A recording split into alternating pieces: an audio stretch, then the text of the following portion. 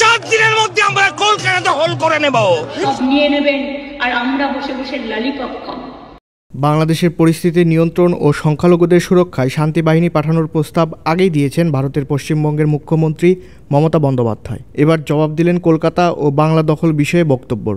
এর আগে বাংলাদেশের সামরিক বাহিনীর সাবেক এক কর্মকর্তা 4 দিনে কলকাতা দখল নিতে পারবেন বলে মন্তব্য করেন। আমাদের ট্রেনিং, আমাদের দক্ষতা ভারতের চেয়ে অনেক বেশি। 4 দিনের মধ্যে আমরা কলকাতা দখল করে নেব।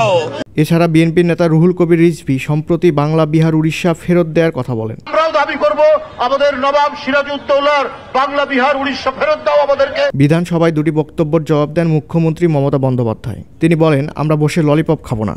এদিন বিধানসভায় স্বাস্থ্য সংক্রান্ত এক প্রশ্নের উত্তর দিতে উঠে ওই কথা বলেন মমতা। তিনি বলেন, বাংলাদেশের সংখ্যালঘুদের ওপর যে হামলা হচ্ছে তা দুঃখজনক। যারা বলছেন বাংলা, বিহার, উড়িষ্যা দখল করবেন তারা ভালো থাকবেন, তবে আপনার সেই ক্ষমতা নেই। আর ভাববার কোনো কারণ নেই যে আমরা বসে ললিপপ খাবো। আমরা যথেষ্ট সক্রিয় এবং ধৈর্যের পরীক্ষা দিই। আমরা সবাই সবাইকে রক্ষা করব। এত বড় হিম্মত আপনাদের কেন কারো নেই যে বাংলা, বিহার, উড়িষ্যা সব নিয়ে নেবেন আর আমরা বসে বসে ললিপপ খাবো। মমতা বলেন, আমরা অখণ্ড ভারতবর্ষের।